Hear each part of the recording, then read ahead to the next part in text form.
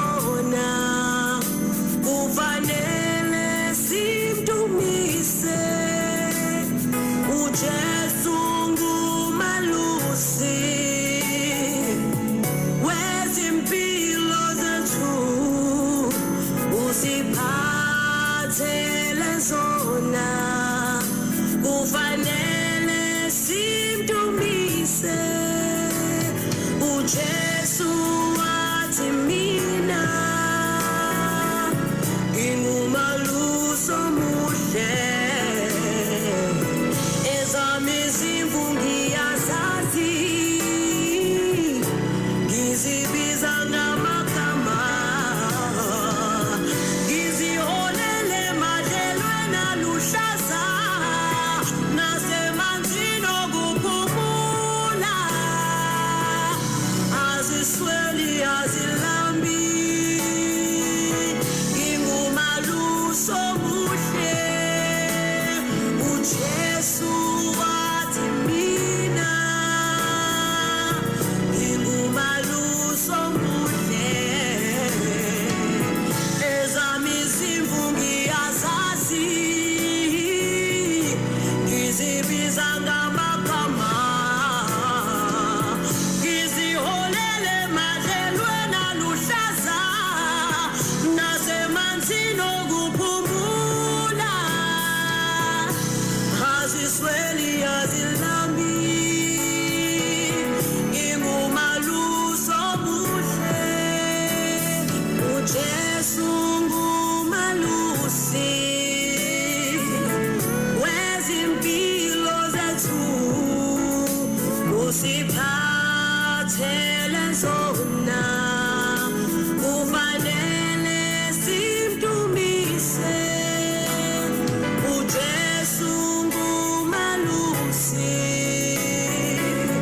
wezimpilo zethu usiphathele zona kufanele simdumise. Usho kamnandi ku Queen of the Palace uthi uJesu ungumalusi usiphathele impilo zethu and kufanele simdumise. uJesu kungumalusi wethu ke omuhle uyasondla uyasinakekela uma somile usinikeza amanzi masilambile uyisinkwa sethu sokuphila kahle kahle uJesu uyiyona yonke into kuthina. Sekuleso sikhathi ke la kwi show yethu where we are live on our Facebook page ngiyathanda ukuthi nginibingelele babukeli bethu abahle nabalaleli bethu abahle beKha Radio. We are here for you sikhonela wena uhleli ke nami ke uPastor Mel and today it is the 17th of June, it is a Thursday. Last city khona it is a women's worth this day. Last sikhuluma khona kakhulu ke ngokubaluleka kwabantu besifazane, not sidelining abantu besilisa. No, asiba sideline bayingxenye nje yempilo yethu. They are our brothers, they are our uncles, they are our husband, they are our fathers. Bayibona konke kuthina and futhi siyabathanda ke. Namhlanje ke kwi show yethu sikhuluma about njengoba sazi ukuthi sisaku June sengicishe ngathi sisaku June 16. Well, uJune 16 uJune 16 kade uyizolo and sibonile lapha einkundleni zokuxhumana ko Facebook, ko Instagram, ko Twitter abantu begqoka ama school uniform. Yabo nje there was this picture nje I think isona esidla umhlanganiso. This grain I think she's 80 something ubeshaye nje iuniform encane necathulo nejezi ephethe nobhaka nje wengane ngathi iyaka grade R and abantu kade bethi nje can this day end kusakuhle nje kanje. But ke siyabonga ke we really express our gratitude to the youth of 1976 who went to the streets bahamba bayolwela inkululeko ye-education.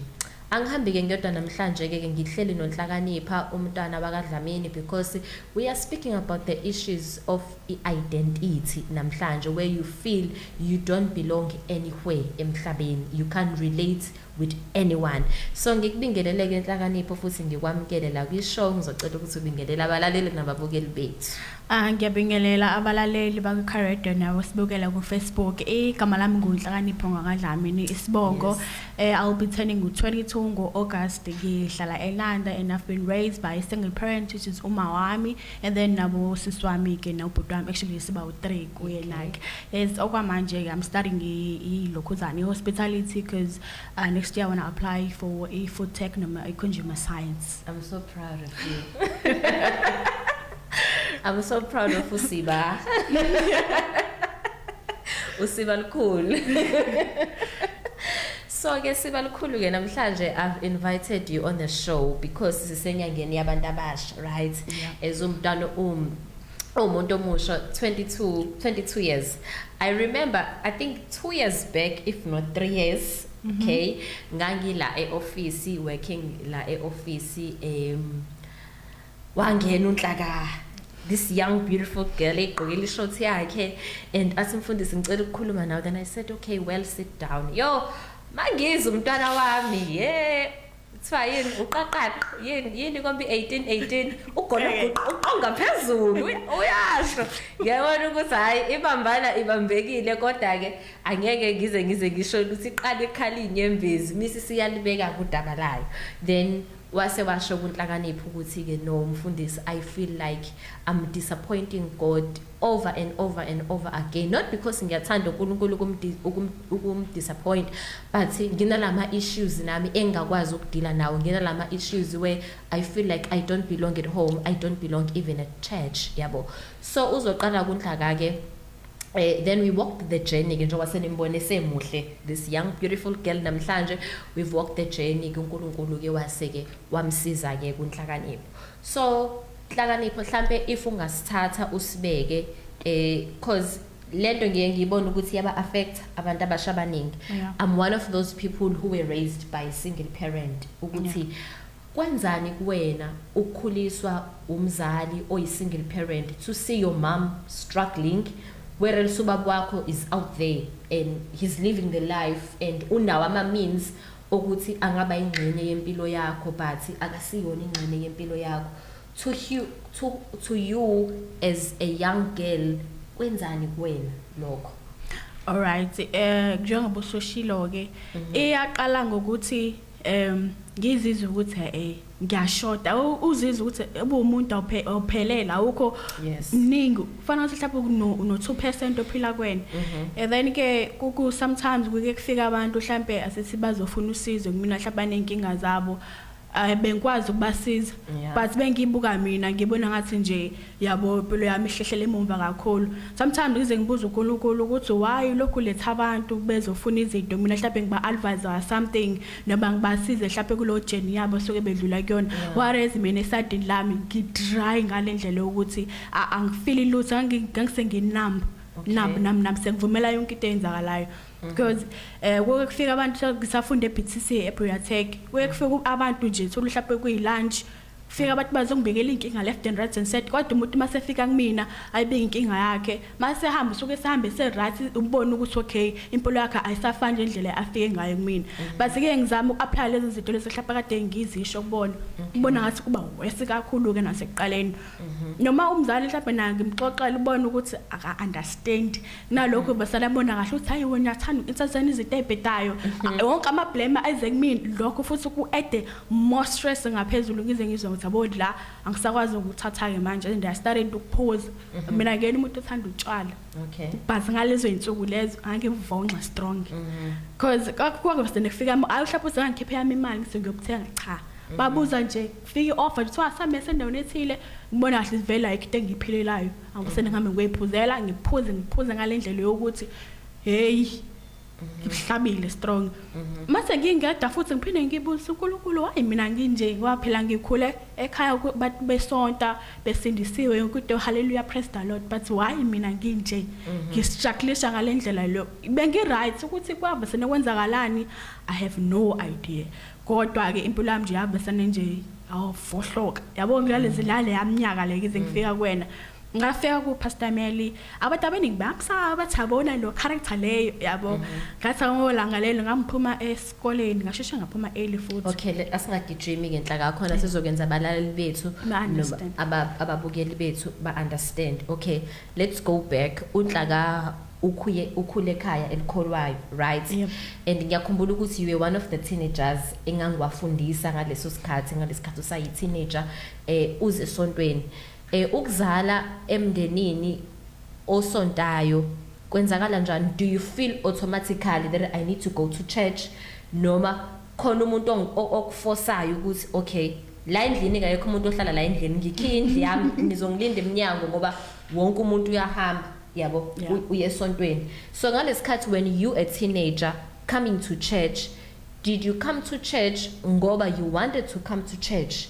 noma did you come to church ngoba I've got no choice everyone is going to church kangena choice wokumuntu oyesontweni because mayosho kahle ukuthi uzolala kuyisonto ulala uwenzeni uhlala ubuka into akuyisonto ngabe uyesontweni sometimes ngengizwe ukuthi yabola angifuni ukwalibeka kwamnyango wakhona wesonto leyo kodwa phela ngina choice nangu phela umzali because mase ungasamlaleli uzobona ngathi ezifi uyihlonga ndlebe and stuff we drag angekhona mhlawumbe so sometimes uzongibuza ukuthi uzwile sontweni bokumla so excited yini uzweni ngithi lutho yabo hathi ngikubonile lapha yabona nje kodwa lokho chethe ngithi angivanga ngathi mhlawumbe ngingaye esontweni ngoba bese ngiletha umzimba nje phela yabo nawe umzali belo be impressed uthi soke saphuma family asibani mami yaphuma yonke so yabo yosonto but sometimes ngifeel as if yabola angifune kwawuya lapho kwayisonto lelo yebo ngingalifuna lo ukubona but sengenayo choice akekho futhi umuntu oconsider ukuthi wena ufila kanjani about going to church cha akekho ngiswe ngingedwa kuloma emotions ami lawo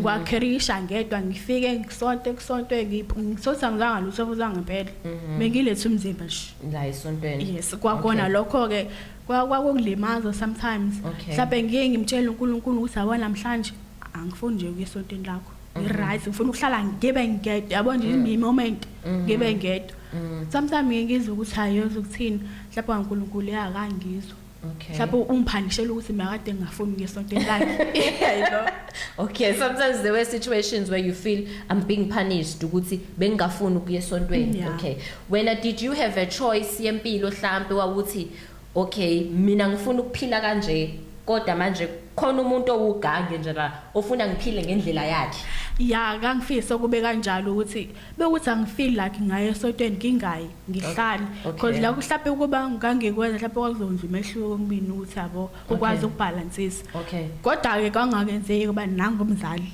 bekuyisonto even namhlanje bekuyisonto nje okwazi sikiwe esontweni lokho ke futhi ke akubanga une negative side because wangisiza noma ngingafuni nginjalo ngize esontweni kodwa impilo yami ke lapho ke yathi ukushintsheka kancane noma wawuphuma ungazwanga lutho noma ngaphuma ngazwanga lutho kodwa nje ngangibona ukuthi something is changing kancane angifanele wanhlakalo kade umthwale emahliphlipha uyena yes okay so ke nangokunhlaka okay I think safike attend ama teenagers then ungaba khona isikhathi where you feel ukuthi okay I think adolescence I don't know kwakwenzakalani nangu uNhlaka is becoming wild uyayidweba ama-tattoo uma wakho frustrated ukuthi mfundisi mina lena ngiyazi ngizoyithini ngiyathandaza ngiyayishumayeza ibuye idweba i-tattoo ngelinye ilanga ngibuye iphuzile angim-understand nje uNhlaka ukuthi wenze njani but ngiyafisa ukuthi afane nezingane zonke emhlabeni abeyingane right uNhlaka I can't even read her I can't read ukuthi uhappy I can't read ukuthi usad akashow my emotions nje emhlabeni ukuthi kwenzakalani so can you highlight ukuthi kwakwenzakalani kuleso sikhathi les where you felt like okay let me just go and write a tattoo yabo did all these tattoo have a meaning in you ukuthi mhlambe ayene meaning kuwena I hope you understand okay uma sengiphuzile utshwala did you feel better kulento wawusuku ifeel angithi yabo when you don't show emotions ungabi happy ungabi sad ube nambu nje were you aware ukuthi mhlambe le ndlela le ophila ngayo iyabahetha abantu ohlala nabo endlini lapho ke kwaqala ngokuthi nganginama anger issues towards like ukuphila nje emhlabeni nangi angry ngoNkulunkulu ukuthi hayi engilethele emhlabeni ngizohlukumezeka kanje because okay you had anger issues Yeah. mhlawumbe ama anger issues akho ayetriggerishwe yini empilweni ngiyakhumbula ukuthi sike sayithinta le question but yagcina ingaphendukelanga being raised by a single parent. I know mina as Hlengiwe being raised as a single parent, my father not being there, I became so angry empilweni. Angry nje ngidiniwe ukuthi ingane iphatha imali esikoleni mina nayo. I felt like if my father was present mhlambe ngabe kungcono. Sometimes my mom will cry and say, "Ah, mina njena asinakudla." Yabasonke lezi zinto. Ucomplaina ngoba naku vele ukudla kuko, but she didn't understand ukuthi when she was complaining she will raise the anger ngaphakathi kumina yokuthi ngumthwalo wakhe. Okay, that was me, that was Hlengiwe. So what drove uNhlaka into anger? La uNhlaka ethi khona I'm so angry. Yeah, ukuthi njengoba usilo ukukhulisa single-parent sometimes engasebenzi futhi yebo kwangistraina lokho kakhulu thola ukuthi umzali usilo wakhe complaina manje ukuthi akukho thola ukuthi nawe mhlawumbe nama needs akho thothi important ngalendlela le ukuthi manje uyabona ukuthi nginothiwa ngiyomtshela umzali ayikho into azoyenza because vele imali akanayo. But then that's where ngaqala ngadevelop ukuthi ayigeke yabona nje ukuphila emhlabeni nje ku-useless. Then ke ngaba nama anger issues towards mina nje ukuthi ngazalwa ke nje ngaba umthwalo omunye umuntu yebo leyo nto enganye abantu engenabazali yebo leyo. Uzoba umthwalo kuma wakho engenabazali, you felt like uyamhlupha manje wena empilweni. Ngiyubasi. Okay. And then ke ngaqala ngaba na develop anger ke nakuyena uNkulunkulu ngamtshela ukuthi azuthini awase ngithathe mfethu ngihlalisa la ngihlalisa khona because uyabona na ukuthi impilo yami kanjani manje.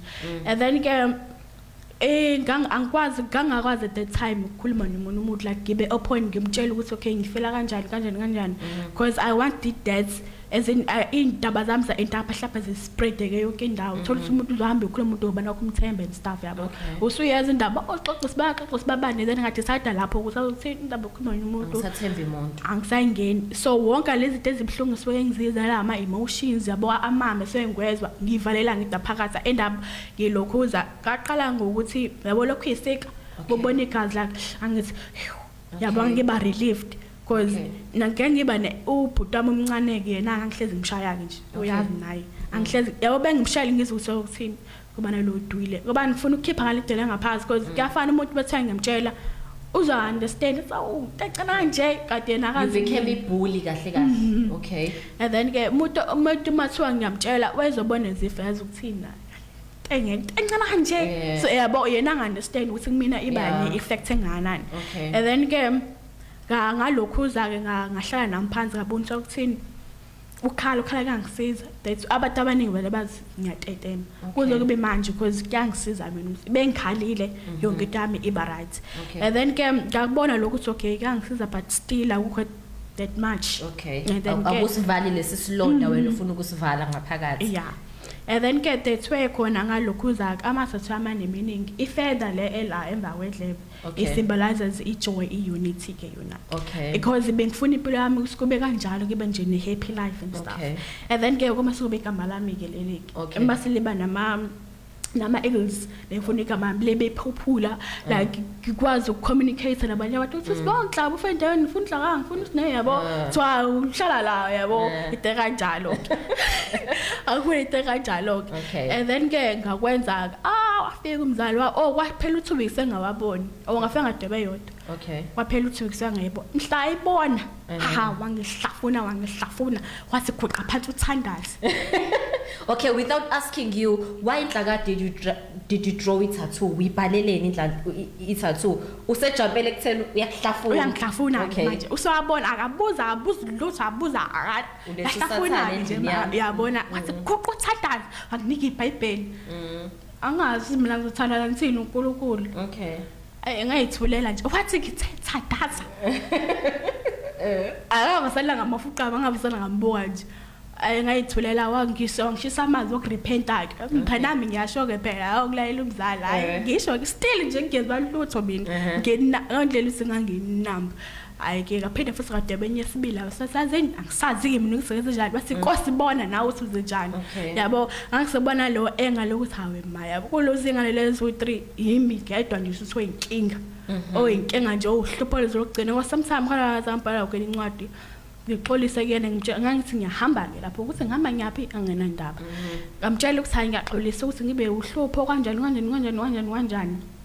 kanti izothi la ngisilungise khona ukuphuma kanti usisendlela ngibona ngosungene nini wayiphuma esontweni abasene bahlala nami phansi ke wase wathi hayi ngingahambi washo njalo emva lokho wakhala hamba ekamereni lakhe anginyaka ngoba ama feelings ama sekunamba yonke into ngangaba nendaba ke nokuthi uyakhala hayi ngoba ama feelings ami nje yabo basekushathe down yonke into phela ukuthi nje uyaphefumula uyalala uyavuka bakuyite kanjalo ke and then ke after lokho ke hayi ke ngaqala ke ngaphuza ke manje ke hayi uhlapha uthi ngiphuza like weekend to weekend cha bengitholile nje lotho bangenza show ukuthi ngiyalisebenzisa noma sihlaphe ngaphela 2 months lapha after 2 months sengiyaqala bengenza show ukuthi ngiyalisebenzisa lotho bakwazi wafika to a point ngaphunga ngafika esikoleni ngafika shesha ngaphuma ngolanga hayi ngabuhlaba futhi ngempela ngoba ngase ngidecide before kufike lapha khona isimo lakho kwaka rough ke impilo yami ngalendlela yokuthi le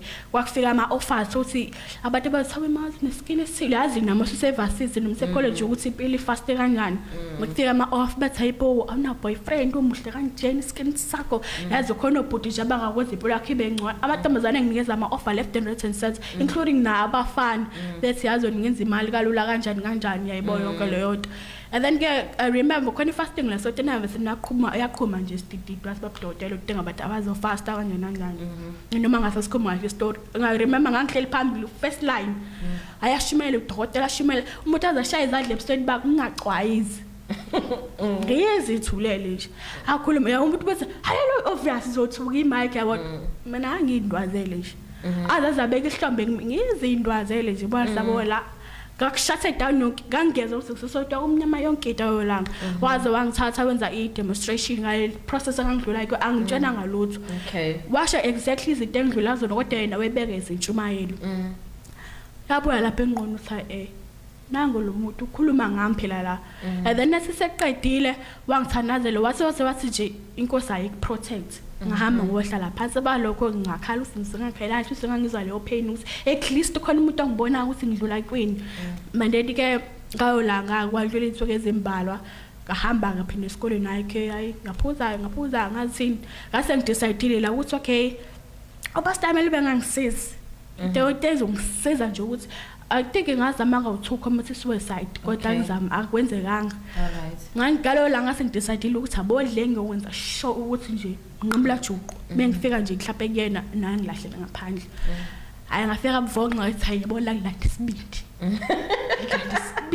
so uphuza utshwala uphuzela ukuthi ngilanda isibindi ukuthi ngiyokhuluma nomfundisi namhlanje that's how brave you are umuntu aphuza isibindi ukuthi ngiyokhuluma nomfundisi namhlanje amtshela zonke inkinga hayi ngabuhlaba ngempela ngela abantu esekusini bese bengibuza nje kagcolo mama siyibonga nyaba muhle kanje waphafa utshwala ngithi aningiyeke and understand ukuthi ngidlula kwini bayibuza bathi hayi ngazama nje aveze kuhlaza kwasho kacema ingenani ndawa nje no ngathi ngehla la kwakhona umuntu ibhuti oyesota la esoteni basi wahamba ukuthi usiyasebenza ake athayibo athi madlems manje wena ubelelo lokutshala ngithi phela ngithi ngazi nje kumsalwane yabo uvutha umoya kanti akazi ukuthi mina yimini indaba thayibo wena wonke nokutshala kwenze njani ngathi wena nje umbeke eceleni ngesikhathi hayi ngahlala ngakubona la uwehlwenyiwe ngathi ukuthi ngayihlalela nje lapha ngathi kula ngakubuka ngalokho ngibale ngithi 1 2 3 kasukuma manje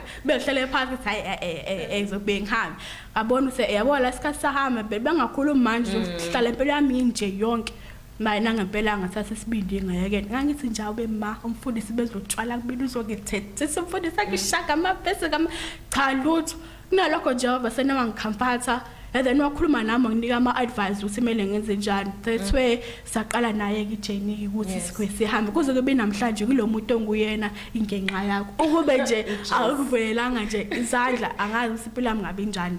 So engakusho nje ukuthi kubalekile ukuthi kuyo yonke situation odlula kuyona you have to find someone ozokhuluma naye even though ohlaphe oqala 1 2 bazokudisappoint but ke ubona mhlawumbe ukuthi abazali bakho ke nabo ke abanderstand sometimes abazali abanderstand ukuthi mhlawumbe besibatshela izinto ukuthi okay I feel kanje so okay ukusiza abazali bethu Nhlaka who are out there when you were going through whatever that you were going through yini lo uyifise ngathi umzali wakho angayenza lo yilangazelela ukuthi okay mhlawumbe kuba umama engangilalela menga understand yabo because I know how much your mom loves you.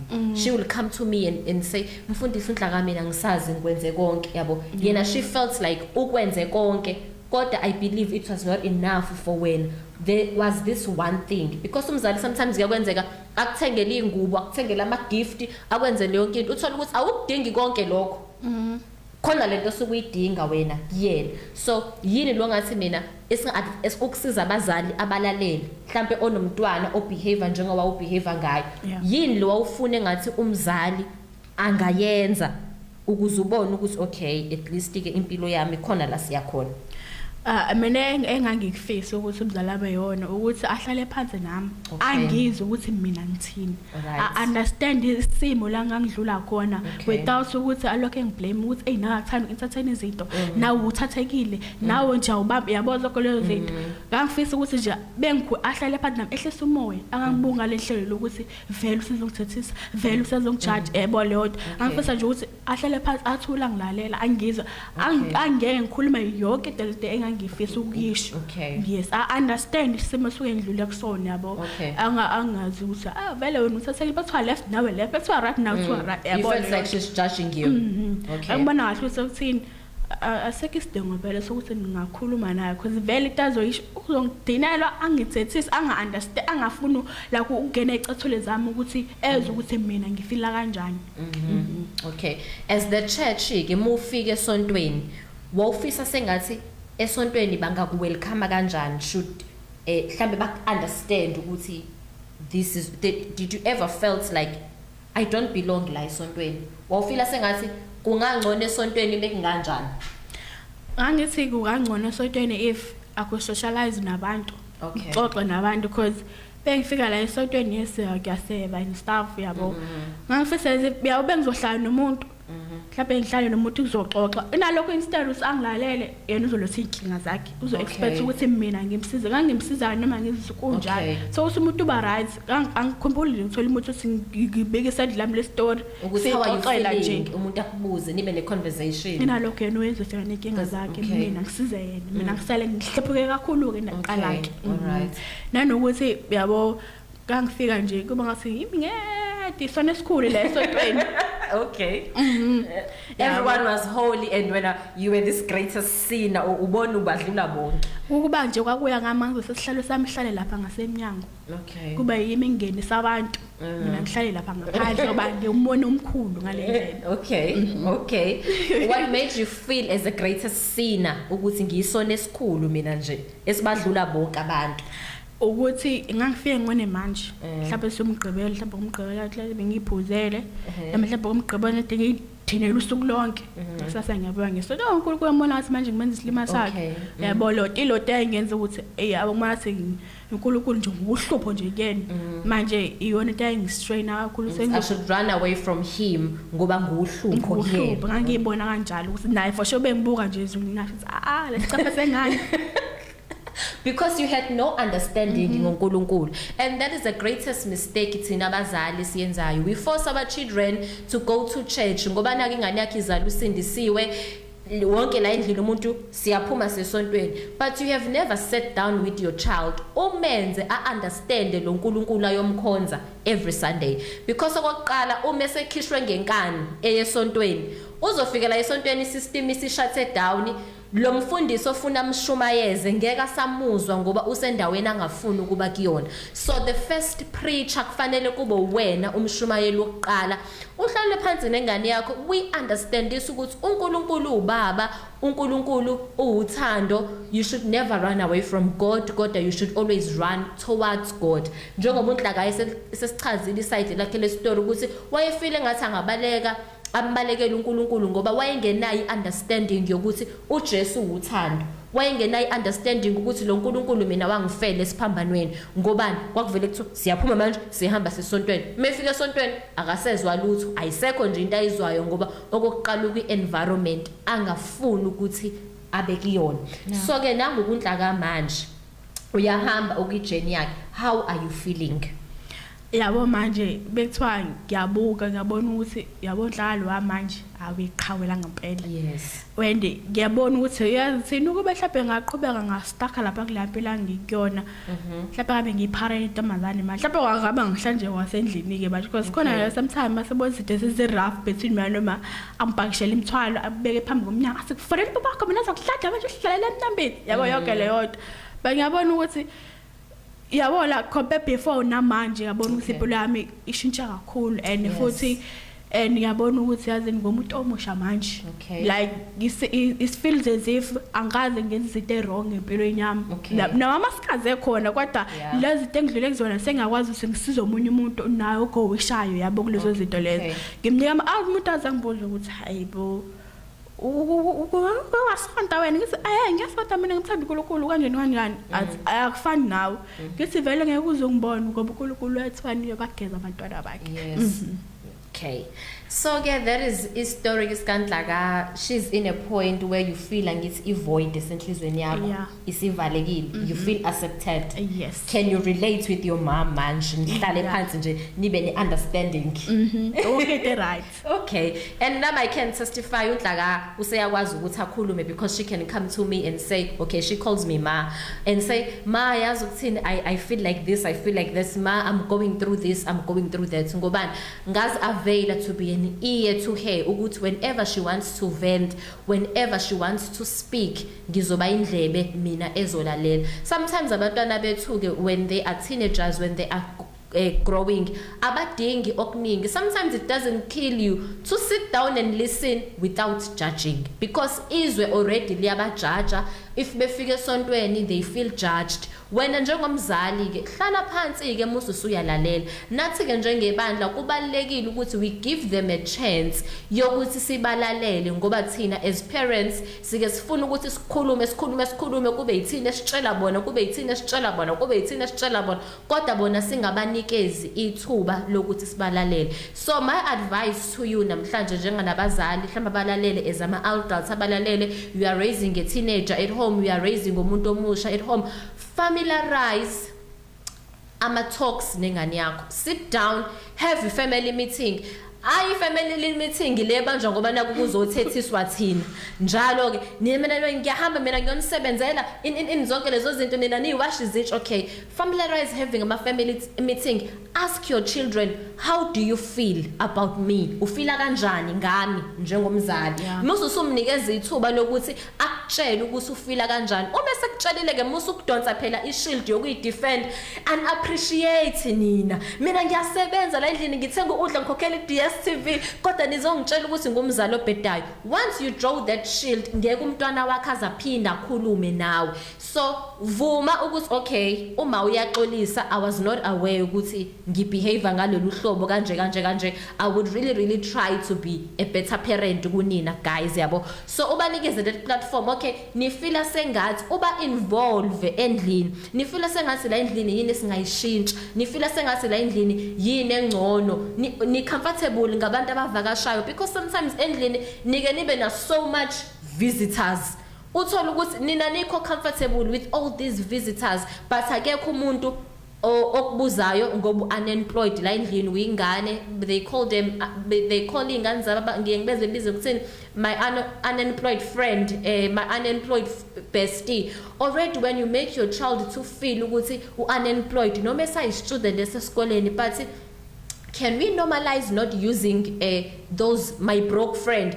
can we normalize not using those words of nangu my broke friend, nangu bani zonke lezo zinto, ngoba uzokhule naleyo mentality yokuthi okay mina I'm already broke angithi yabo. So ke another thing, when usufikile ke esontweni, how do we welcome them? Siyazi ukuthi sike akugqoka kanje esontweni akwenziwe ukuthi why did you draw the tattoo, no sonke lezinto, but we have never given them a chance yokuthi sihlale nabo phansi siba understand why egqoka kanje, why kukuthi ezondla kashe shed a story ukuthi wabuye egqoka edweba ama tattoo, but umzali akazange azabuza ukuthi why did you ubhali tattoo manje, kodwa kwathethiswa of which yena she felt ukuthi when she's cutting herself ipain esenhlizweni yakhe ibangcono, when she's writing tattoo ipain esenhlizweni yakhe ibangcono, when ephuza utshwala ipain esenhlizweni yakhe ibangcono. Ngobani?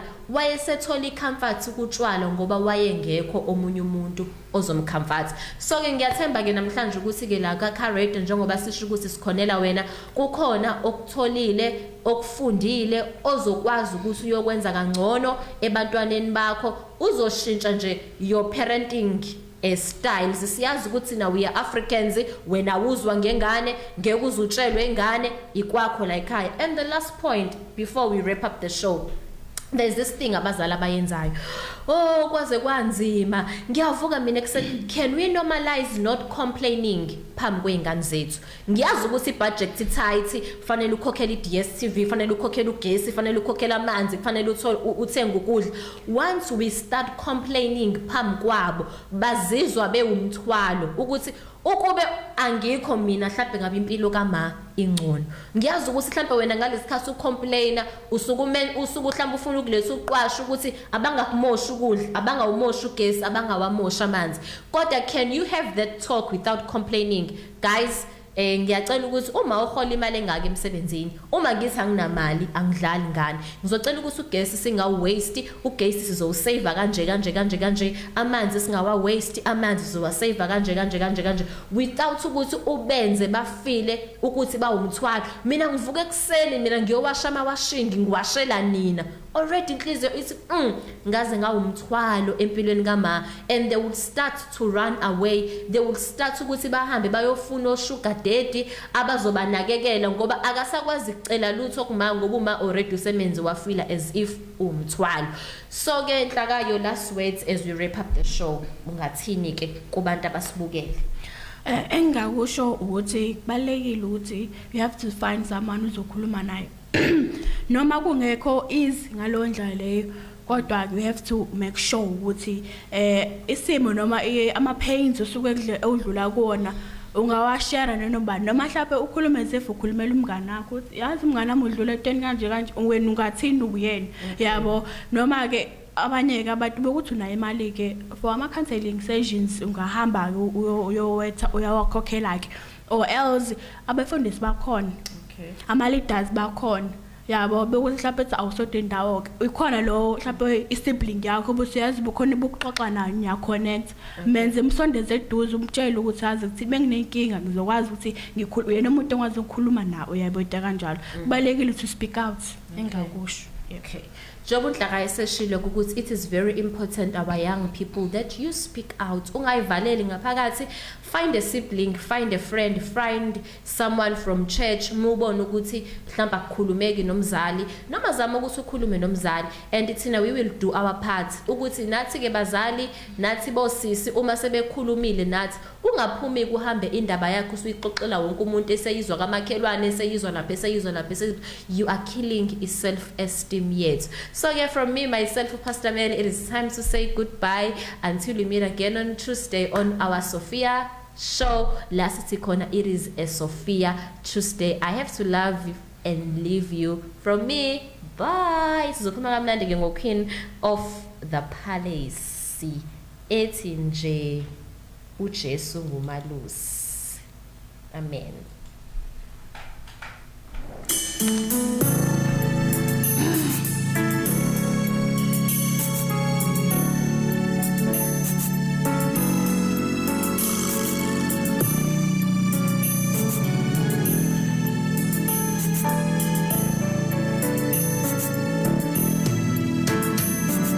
uJesu ngumalusi